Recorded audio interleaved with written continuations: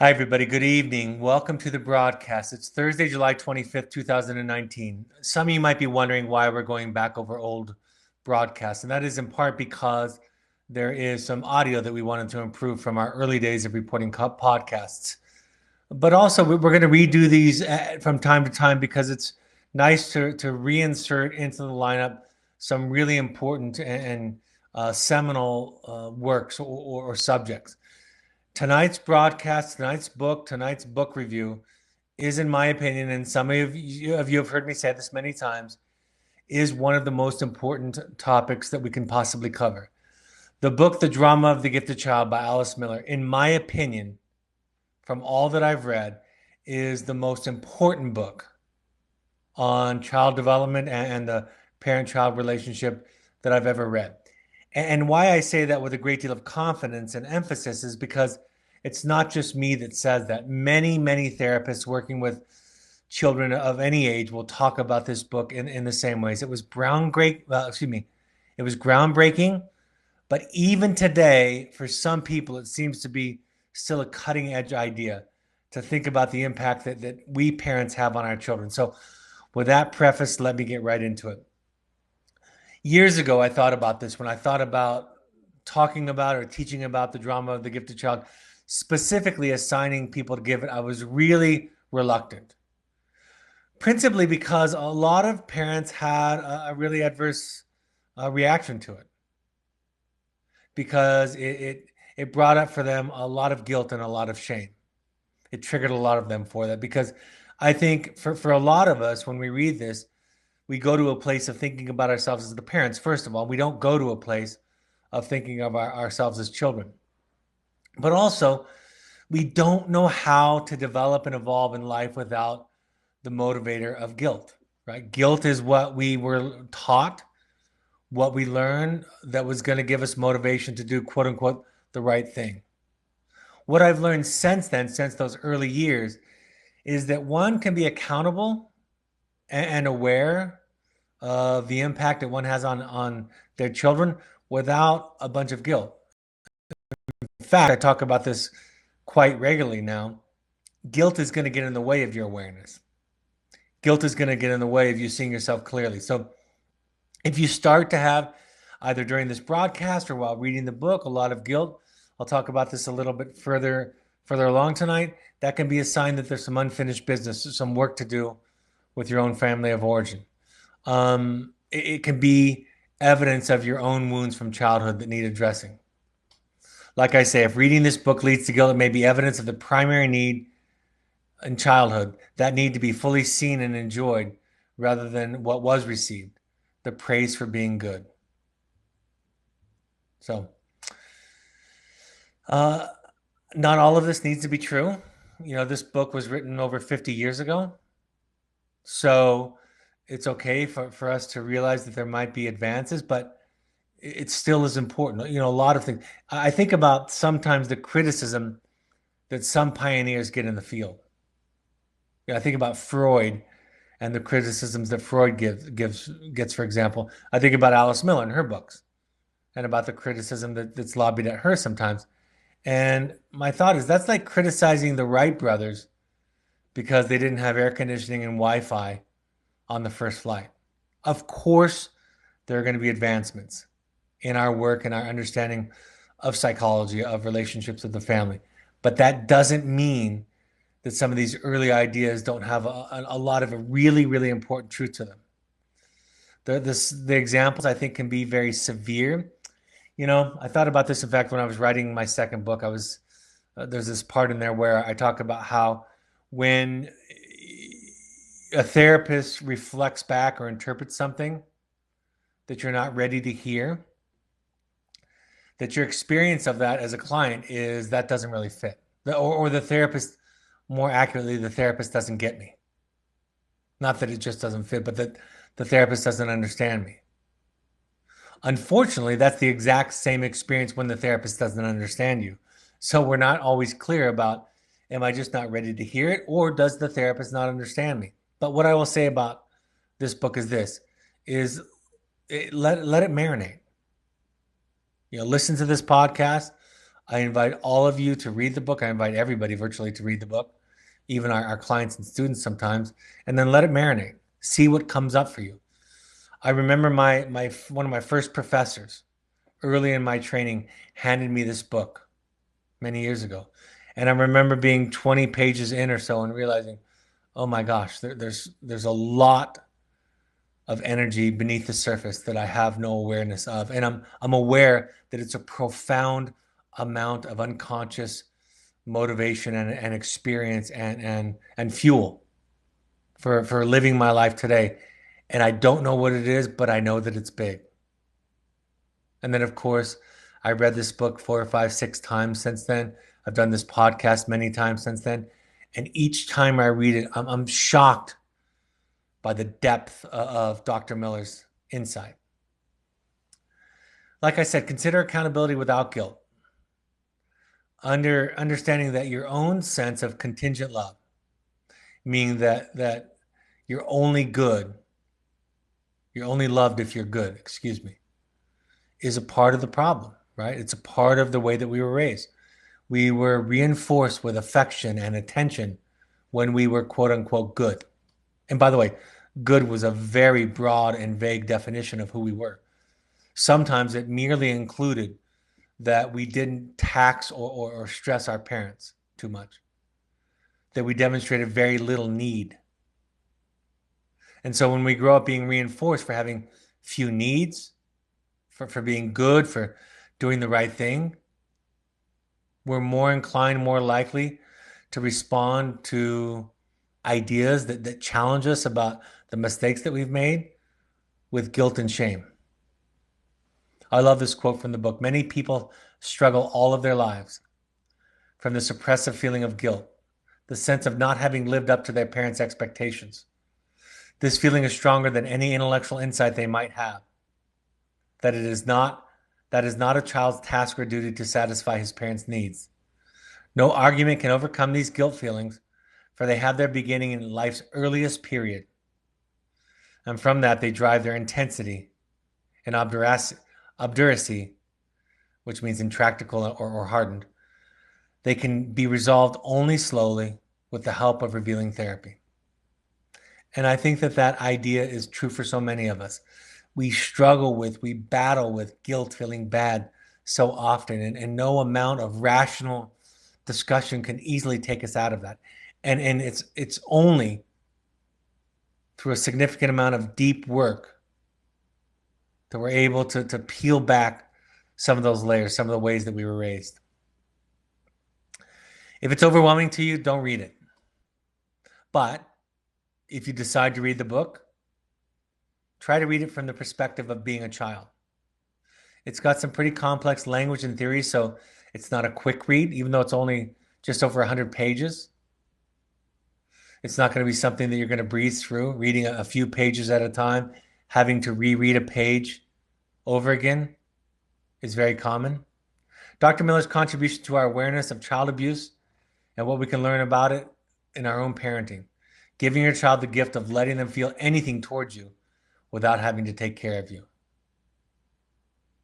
An understood, an underreported, an underacknowledged dynamic in the parent-child relationship is the implicit request or task, implied responsibility for a child to take care of the parent.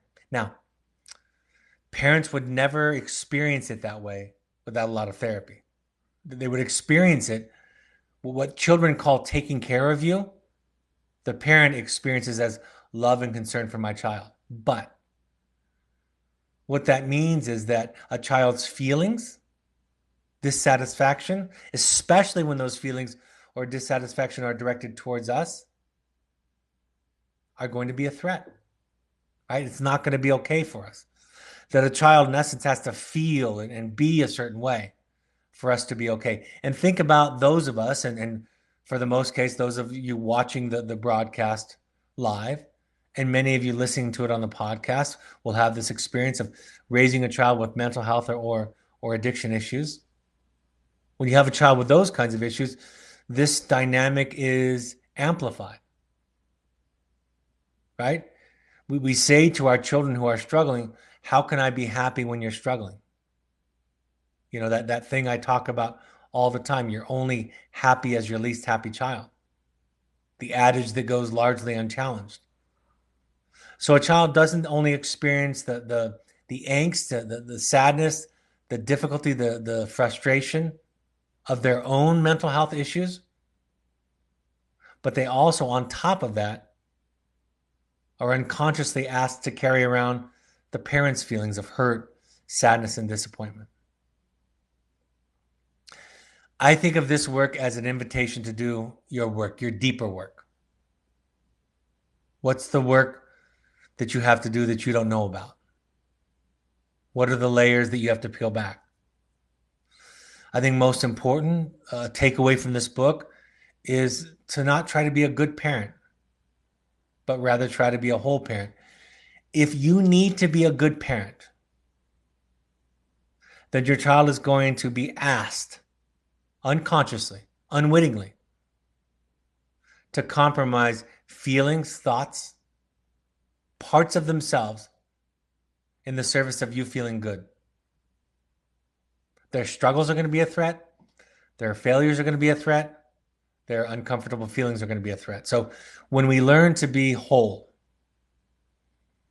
we welcome more capably all of our children, all of their experiences. You know, watch this webinar, listen to this podcast with an eye toward what fits for you. What can be something you can think about it or chew about, and what doesn't fit for you. Let's talk about guilt, because that's a huge piece of what she's talking about. Guilt was used to control us growing up. And so we become tempted to use it for the same purpose, right? That's what we know. In fact, even the people that I deal with for a long period of time believe that guilt is a perfectly valid way to motivate children. A lot of people feel that way. It takes a lot of significant work to understand that there are motivations, there's energy, there's ways to be motivated toward kind of a moral high ground without guilt. Love, for example, compassion, empathy, understanding. When guilt overwhelms us, we develop symptoms, neuroses, and may even rebel against it without regard for anything else. In other words, when it becomes too difficult, sometimes we abandon all reason and violate social and moral norms just because the pressure is too great. A lot of times, this doesn't happen as much as it did early on, and I think somehow, I don't even know how, I've changed the way that I teach, but parents in the early days used to talk about, when I was teaching and talking in my early broadcast, feeling a lot of blame. And I was shocked by that, surprised by that, because that wasn't my intent. In fact, it was the opposite of my intent. But then I realized just a few years ago that some of that might be in the way that I'm teaching, and some of that's not about me. Some of it's about that we don't know how to understand ourselves without feeling blamed, without that layer of shameful or guilting feelings that we have. Blame cuts both ways, meaning that if you're to blame for all of your child's problems, then your parents are to blame for your problems, right? It doesn't work just one way. But many parents over the years have seen it and described it that way, right? I feel horrible for what I've done to my child, the problems I've caused to my child, and yet I don't hold my parents accountable for my faults, for my flaws, for my wounds. Our pursuit of childhood wounds may offer us a feeling of compassion towards previous generations as well as towards ourselves, right? That's what happens. The deeper the work, the more compassion we have for those that came before us and for us. You don't have to move to forgiveness too quickly. There's no moral imperative to forgive. Forgiveness is something that you need to work through on your terms. And nobody needs to or ought to kind of push you in that direction. One of the questions that I ask when I'm working with parents and we're exploring their childhoods is they feel guilty. This happened to me recently as today, where somebody said to me, I feel guilty for talking negatively about my parents. I didn't see it as negatively, but she did. And when I hear that, my thought is there probably was a family rule, an unspoken rule, that the parents had to be good. And so to talk about hurt or anger or frustration or sadness or grief as it relates to the parents is a betrayal. And try what I try to model, what I try to practice, what I try to develop and lean into is the idea that I want my children to talk about me in those ways. I purposely sent both of my adult children, and they wanted to go to a program where they would principally talk about me. I was hoping they would talk more about their other parents, to be honest with you, too, but I got the lion's share of it. And the fact of the matter is, it for me was a way of, it was a gift to give to them that you can talk about, feel angry with, feel hurt, feel disappointed. And while that's taken a lot of years in therapy to get to that point, it's really, really important to get to that point. This, for me, if there's nothing you remember about this book, this quote that I'm going to give you right now is the thing to remember. She says on page 1, experience has taught us that we have only one enduring weapon in our struggle against mental illness, the emotional discovery of the truth about the unique history of our childhood. We must try, in a long process, to discover our own personal touch, a truth that may cause pain before giving us a new sphere of freedom. If we choose instead to content ourselves with intellectual wisdom, we will remain in the sphere of illusion and self-deception. It is a psychological and emotional dive. I'm grateful that I have the experience of being a therapist, because as I help people go through their process, I'm constantly reminded of my own process, right? Of my own wounds. I can relate to and see in them similar things that I struggled with. But a lot of people don't want to look in the past. Even a lot of therapists have this idea that looking in the past is a waste of time, or that we're going to get stuck or stay in a blaming or victim posture. Not at all true. That really comes from people who don't have a lot of experience with the work. Most people do exactly the opposite in terms of going in their past, without realizing the past is constantly determining their present actions. They avoid learning anything about their history. And what's fascinating about this is all of these neuroscientists, right? These therapists, psychologists, psychiatrists that are studying brain science are telling us very clearly, day after day, that trauma, particularly the early childhood kind, is affecting our well-being today and is the precursor for mental illness and addiction. They're saying it as if it's something new that Alice Miller didn't know 60 years ago, 70 years ago. Right? This is what we know from experience. Let's talk about some assumptions. The child has a primary need from the very beginning of her life to be regarded and respected as the person she really is at any given time. Right? A child wants to be seen as welcomed, and not just part of them, not just the pleasant part of them, the entertaining part of them, the cute part of them, the quiet, snuggly part of them, but all of them. When we speak about the person she really is at any given time, we really mean her emotions, sensations, and her expressions from the first day onward. And that's taxing. It's almost an impossible ask. And that's why it's important for us to give space for our children to talk about and explore as they grow up the ways in which we failed them, the ways in which we humanly, commonly came up short. In an atmosphere of respect and tolerance for her feelings, the child in the phase of separation will be able to give up symbiosis with the mother and accomplish the steps toward individuation and autonomy. It's critical. It's critical that the son finds separation, that the child finds separation.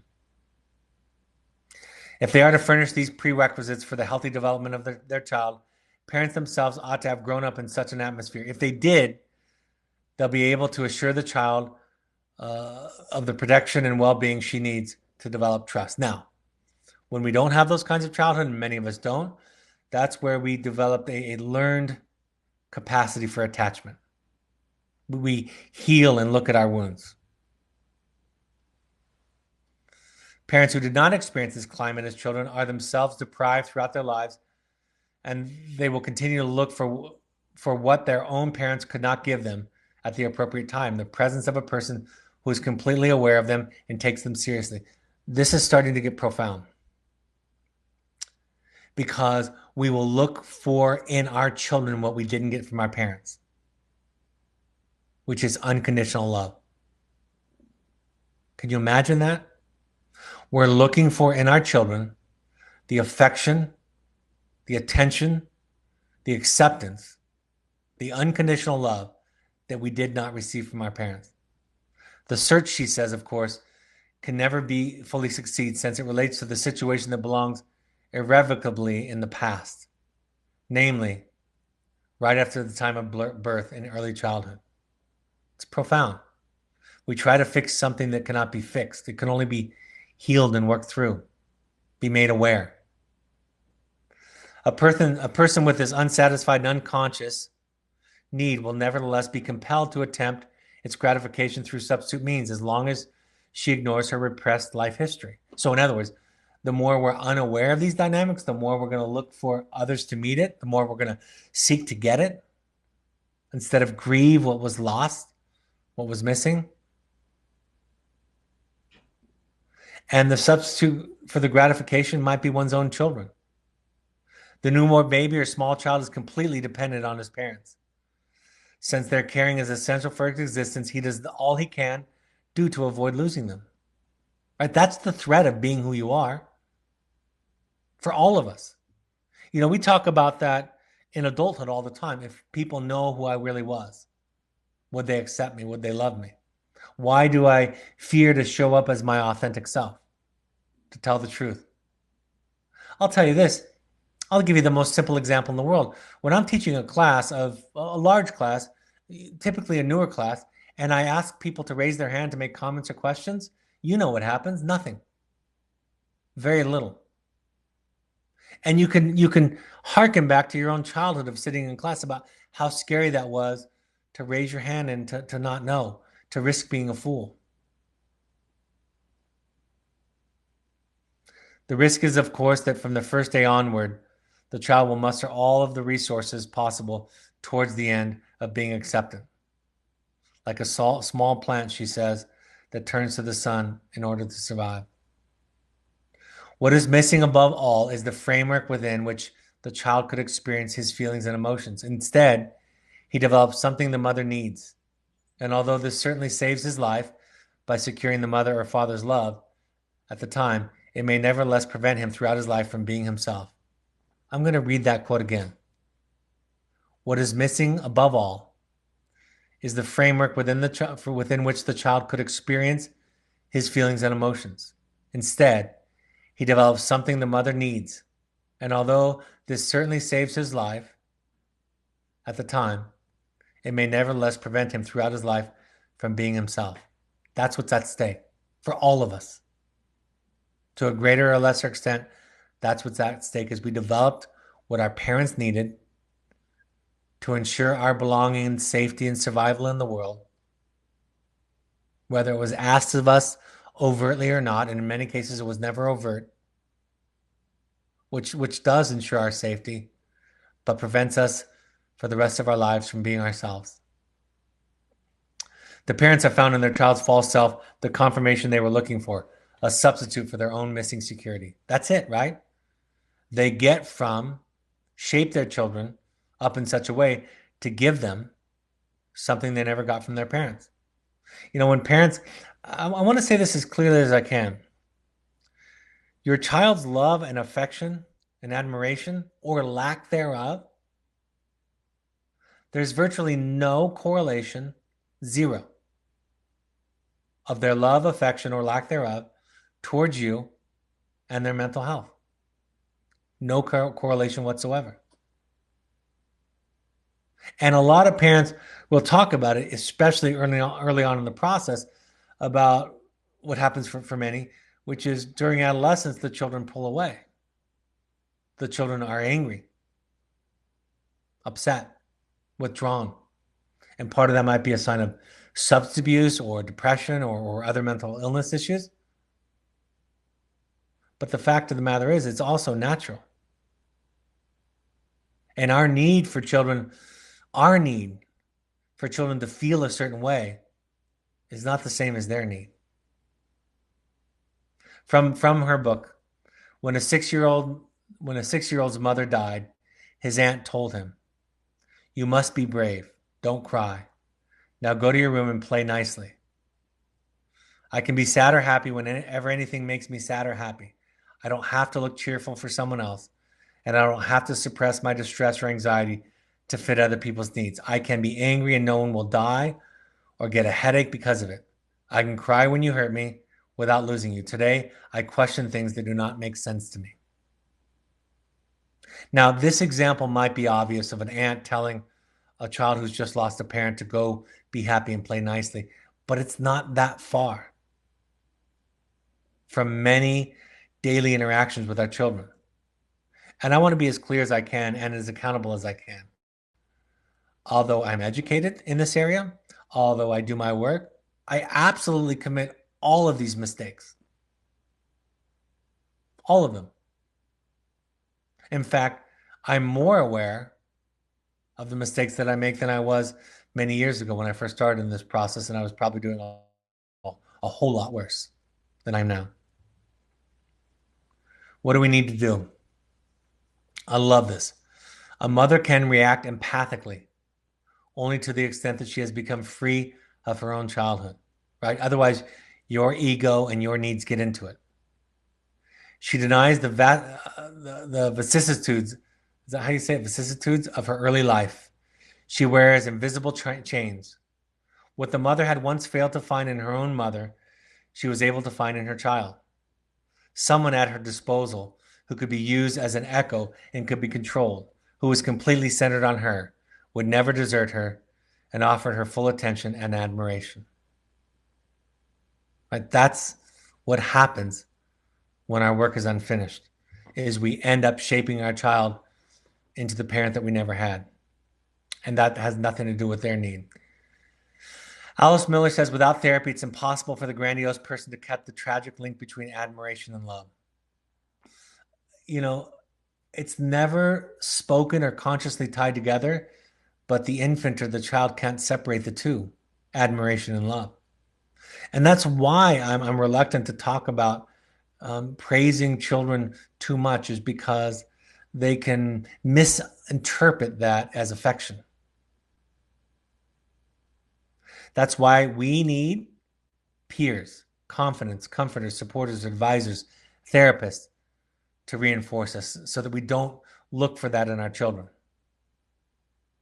I love this idea about therapists who become therapists. And I'll tell you this, if a therapist, for the most part, I don't know that I've met any that violate this rule,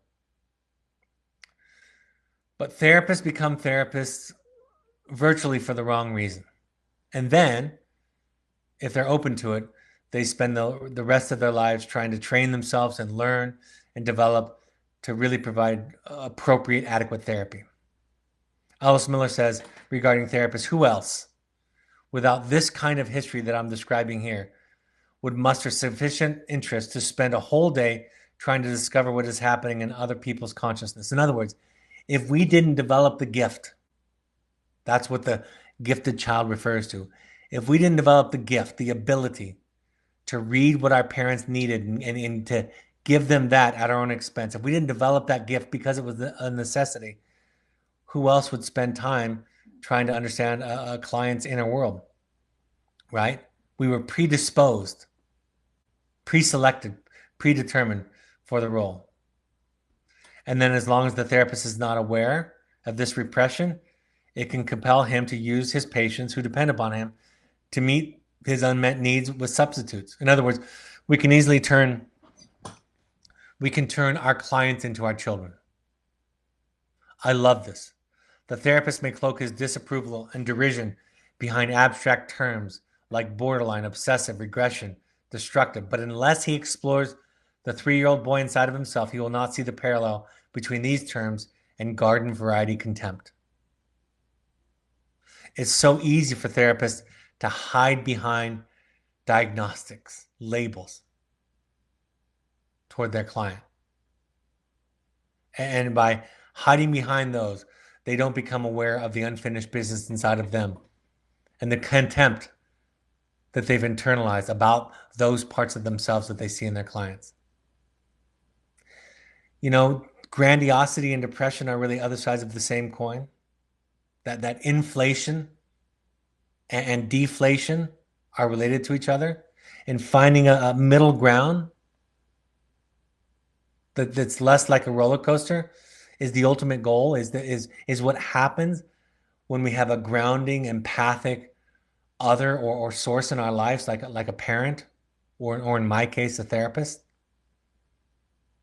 Grandiosity is based on the concept of the false self parading itself around and accumulating praise as a counterfeit form of love. I talk a lot about this when I talk about narcissism, because narcissism is such an unattractive and an offensive presentation for so many. But the fact of the matter is it's based on the reward of the false self. Narcissism is really a wound of not being seen. It's not being overvalued or overconnected. It's sometimes being valued for the wrong things, for being good or successful. And children do not bear that well. They do not bear well the burden of being admired because of their talents and their gifts. It usually ensures a significant amount of struggle when that kind of attention is heaped on them for those things. Depression, she says, is a result of suppression, conscious denial, and repression, unconscious denial, right? And that's why the way out of depression is to feel, and it is sometimes anger. I was working with somebody this last summer where they turned from an inward-facing anger, which we call depression, a dislike or hatred or disdain for oneself or parts of oneself because of the distress that it was causing others, specifically parents. And then we were able to reverse that and get them to experience and express anger outwards, which initially was very unbridled and harsh for the parents to listen to. But it was life-saving. And in connection with this reversal, this particular client that I'm talking about said, I'm thinking less and less and less about hurting myself and ending my own life, and more about having a life that's worth living. The lifting of depression comes through grief. When depression dissipates, vitality is restored with an ability to spontaneously feel one's emotions: rage, sadness, jealousy, happiness, hurt, frustration, and joy.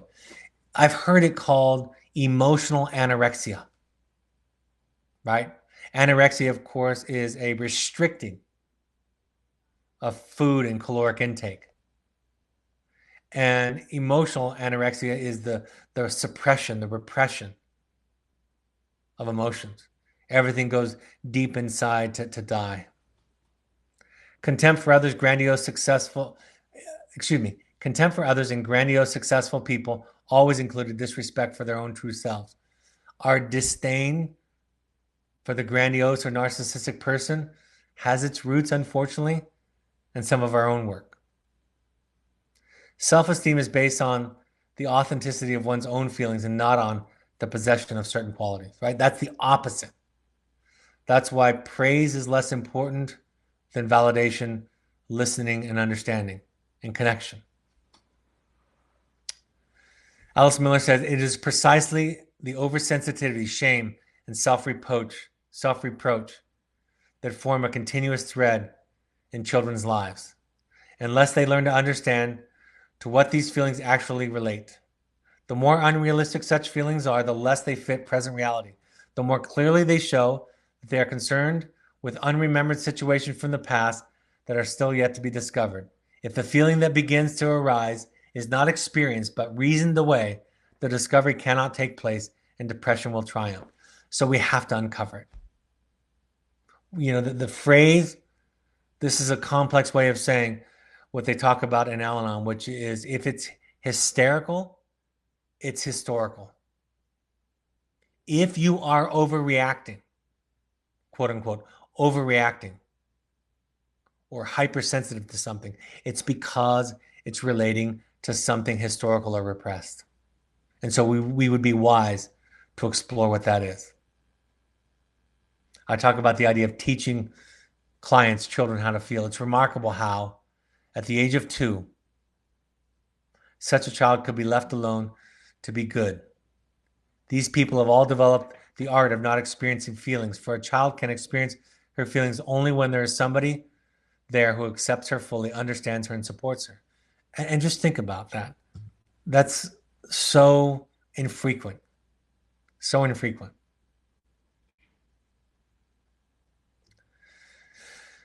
Children become who we need them to be, whether we say it or not. However paradoxical this may seem, a child is at the mother's disposal. The mother can feel herself the center of attention for the child's eyes to follow her everywhere. A child cannot run away from her as her own mother once did. A child can be brought up so that it becomes what she wants it to be. Harsh words, but again, beginning to explore and uncover dynamics of trauma as they're passed down from generation to generation. The subtitle of Alice Miller's book, The Drama of the Gifted Child, is The Search for the Real Self, or some people call the true self. We have to mourn. We have to mourn that which was lost, that which was sacrificed for the benefit of our parents' sense of serenity, well-being, happiness. And when we do this work, she says, this is not a homecoming because it's never before existed. It's the creation of a home. As I've worked with my therapist for the past 20 years, and the wonderful, sublime experiences I've had, as I've sat in the room with somebody who was absolutely empathic toward me, I found something I've never experienced that I've been searching for all my life. And that's what she's talking about. A child must adapt to ensure the illusion of love, care, and kindness, but the adult does not need this illusion to survive. The greatest of all wounds, not to have been loved just as one truly was, cannot heal without the work of mourning. And when we realize that all of our lives we have feared and struggled to ward off something that cannot really happen any longer, it has already happened. At the very beginning of our lives, while we were completely dependent. That's powerful. Most of us spend time trying to ward off, trying to prevent something from happening that has already happening at the earliest stages of our lives when we were completely dependent and helpless. Miller says disrespect is the weapon of the weak and a defense against one's own despised and unwanted feelings, which could trigger memories of events in one's repressed history. Recognizing that we have hurt our children painfully and injured their budding self. Let them tell you that. That's what the impact letter is about. It's about them getting it out. And in ego, your need to be good, are the barriers to get in the way of that. And it's going to be framed in your mind as them being the victim or them being the blame, them blaming, or them being inaccurate. But let them explore it. Do the work so that they can expect it, invite it, encourage it in them. I talk about this all the time about be selective or reluctant to use the word proud when talking about your children. Proud of your children for their accomplishments, similar to the book and the chapter on nurture shock, that praising gifted children and their accomplishments has an adverse effect on the development of the real self. Miller says that a book is no substitute for a good therapist. It's not a substitute for an experience. And so while we make headway, while we take strides, when we teach, when we reason, when we learn, when we read, when we listen to somebody talk, it's the experience of sitting in a room and not taking care of a therapist, an adequate therapist, I should say, and having a different reaction or response than that reaction that we had in our childhood that makes the change. If a child is lucky enough to grow up with a mirroring available mother who is at the child's disposal, that is, a child's development, then healthy self-feeling can gradually develop into the growing child. Ideally, this mother should also provide the necessary emotional climate and understanding for the child's needs. This is the coolest part of this. This is salvation for the rest of us. But even a mother or father who is not especially warm-hearted can make this development possible if only she refrains from preventing it and allows the child to acquire from other people what she herself lacks. Part of what I have had to do as a father is let go and let my children get some of those needs met by other teachers and mentors in their lives and not be threatened by that. In a couple of cases, that looked like one of my children going to wilderness therapy, another one going on a pursuits trip for a month. I had one of my young adolescent children leave this week for 2.5 weeks with a small group on an international trip with a teacher that he loves, right? It's those kind of moments. It's an aunt, an uncle, a grandparent, somebody else, a mentor, a peer. So again, I don't know that I can capture. I know I can't capture everything that Alice Miller says in her book, everything that she's trying to teach. What I hope I can do is prick a little motivation in you to explore not only the book, but the deeper work of discovering the history of your own unique childhood and how it still impacts and drives the daily decisions in your life today. So that's my hope. All right. I'm happy to take any questions. Let me go through upcoming announcements, and then I'll take questions. We asked